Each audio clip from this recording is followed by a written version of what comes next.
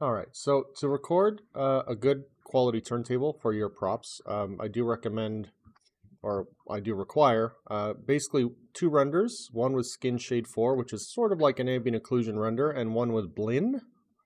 It can be basic material or one of these two kind of basic materials, or even bump viewer, but it's got to be kind of a shiny gray.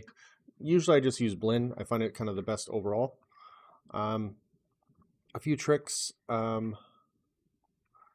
I use is to go into the render menu, go into preview ambient occlusion, preview AO, simply turn it on, increase the quality settings, and right away it gives you a greater sense of depth and quality in the object.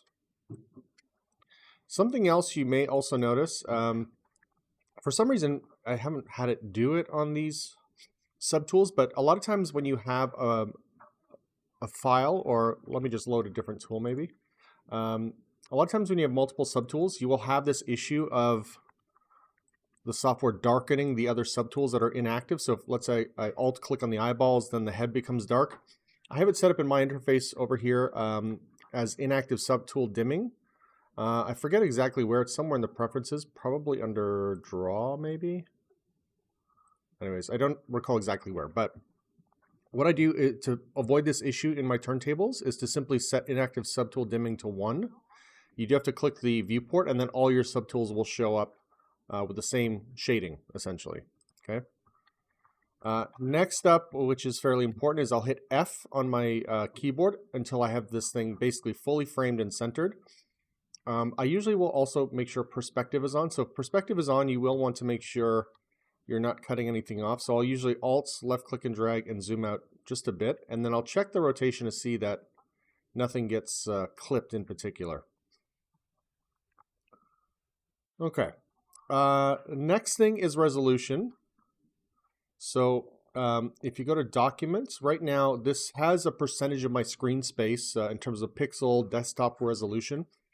I do typically recommend 1920 by 1080, but I find with minimal additional time, it's often better to actually render at 4K. So I'll show you how to do either way. So let's say if I turn off proportion, I'll do 1920, 1080.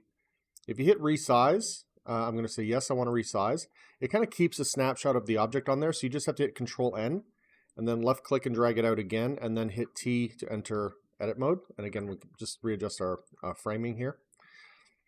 So that's the resolution there that we'll be rendering at. If you're not sure, I do often recommend that you zoom out using this little zoom button here to zoom out and sort of make sure you see the full document so that you're not rendering a smaller percentage. And this will be especially true if we go to something high res. So if I go to double, which basically doubles the resolution, again, same thing, you'll see kind of a close-up view of that. I'm going to hit Control N.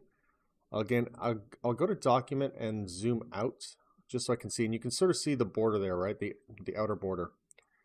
So again, I'll drag out, hit T to edit F once or twice to make sure I'm framed, and then zoom out just enough so that I'm not clipping.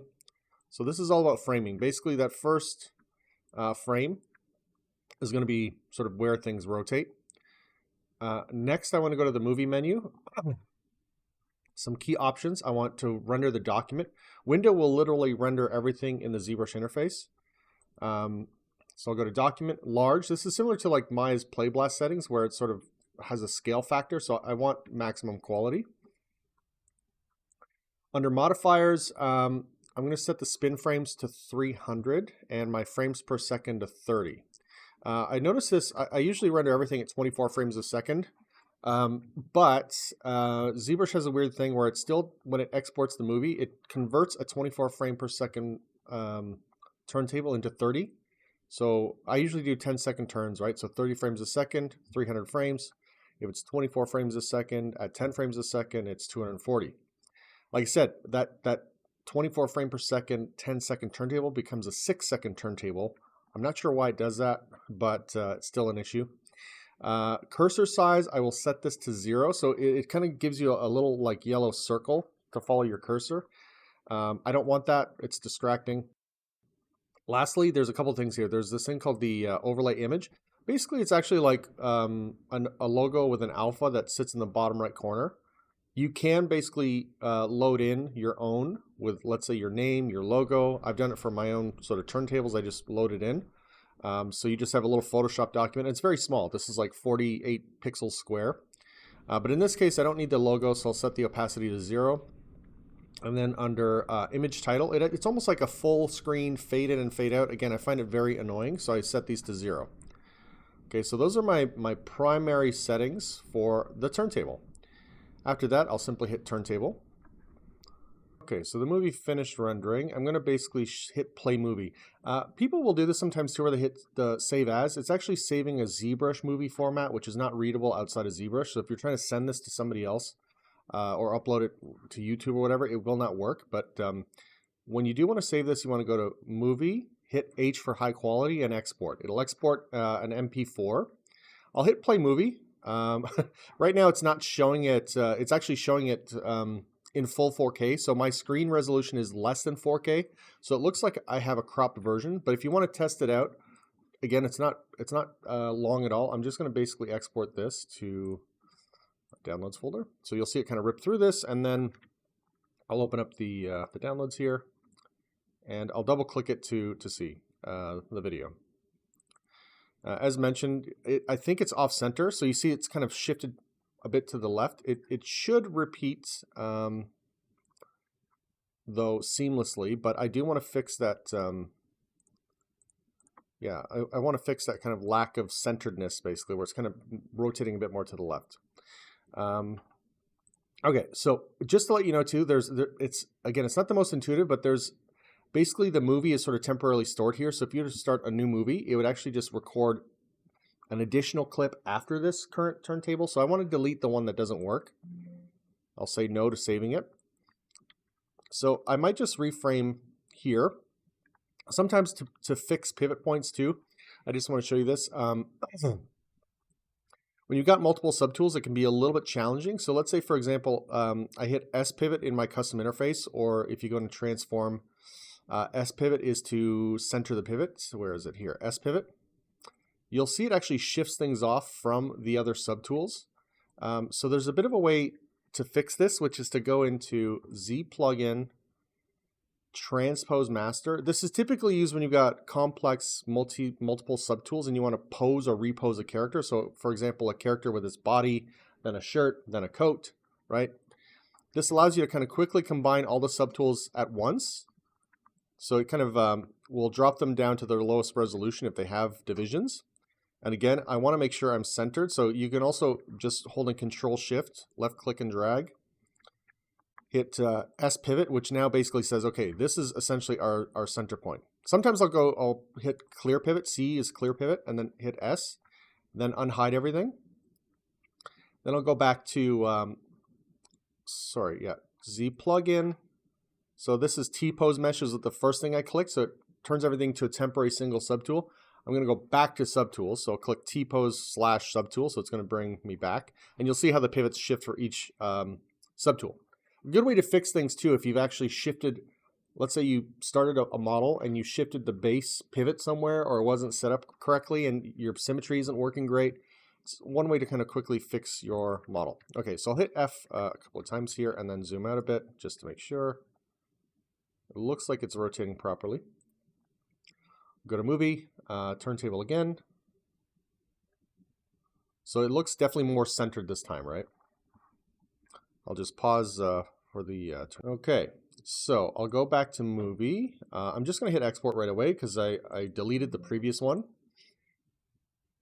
Now again, you see, at least in this kind of preview, if you had a 4K monitor, you would see the full framing of it. This is just kind of Zbrush doing its conversion here. So let me double click the actual movie file, and now it's playing relatively seamlessly. Okay, and it should loop very cleanly. Okay. The other reason I like sort of the 10-second turntable is that it's about as long as I would ever want a turntable. And if I ever want to tighten it up, like maybe make it 6, 7, 8 seconds long, you can very easily scale that and it looks perfectly fine. Whereas if you have a 6-second turntable and you want to stretch it, it's not going to look good, right? It won't stretch cleanly in something like Premiere. So that's basically the ambient style. What I also will do is just go to Blinn. I'll click on Blinn. Again, I'll go to Movie, Delete, and then go back to Movie, Turntable. Having the ambient and the blend style renders allow you to see different aspects of the surface. It makes it easy for clients, or maybe, you know, a lot of times when you're working, you'll have leads, seniors, directors, and then like overall project directors that will want to see this stuff. So yeah, maybe I'll just call this Blinn for now. So it's useful. Yeah, as I mentioned, I'd probably turn on double-sided for this other subtool. So again, I'd probably have to go in and change that. So for that, it's simple. You just click on the subtool that maybe isn't double-sided if you want it to be. And you can go to Display Properties, Double. That's where that option is. One last note I just want to mention. This for me is like more than good enough for presentation renders. I'll just double-click and check my blend. If you want to go one extra step, or maybe a couple of extra steps, you can use actually Zbrush's built-in system called BPR. So if I click on BPR, let me just go back to movie and delete that because I'm done with that one. So I'll just do that now. If you hit BPR, it can also give you much nicer pixel handling. And again, it actually adds some lighting or shading. The lighting, by the way, again, a bit weird, like many things in ZBrush, it's kind of this in this light palette. And so literally the lighting system is that you pick and move the lighting points. Again, it's kind of nice and easy in one way, right? It's very intuitive in one sense. So you can have this kind of like dramatic light. And then it calculates it with semi-realistic shadows, okay? So for me, if I'm going to really go a bit further, I'll go into Render, Render Properties. Yeah, I would leave pretty much most of these alone. I might turn on Depth Q, Soft Z, and Soft RGB. I won't get into what they all do, but they basically kind of add a little bit of softness and realism to the rendering. And then under BPR shadows, I like to turn down the global strength to about 5.5 and the blur up to 6 or 8. The higher this goes though, the slower the render gets. So if I hit BPR now, you'll see you'll get kind of a softer shadow. It's a little less intense. It still adds a little bit of extra drama. The thing is, once you rotate out, you lose that BPR render, right? So if let's say rotate here and then hit BPR, it'll calculate, right? You also get smoother pixel handling too, but by doubling your resolution up to 4K, it basically takes care of that anyways. But yeah, I'll hit BPR. And if I want a BPR turntable, I now have to go to Movie and then hit Turntable. So you can't rotate after you've hit BPR. You can't move it. You have to be set. And then if you hit Turntable, it'll now basically use ZBrush's internal BPR system to render. So again, this will add time. I think it can take maybe at this resolution like 10 to 20 minutes for a 300 frame turntable. But if that's what you're looking for max quality, that's the best way to deal with it. BPR for me is not required, so doubling your resolution up to 4K is more than good enough, and having this internal, the preview ambient occlusion with max quality is totally fine.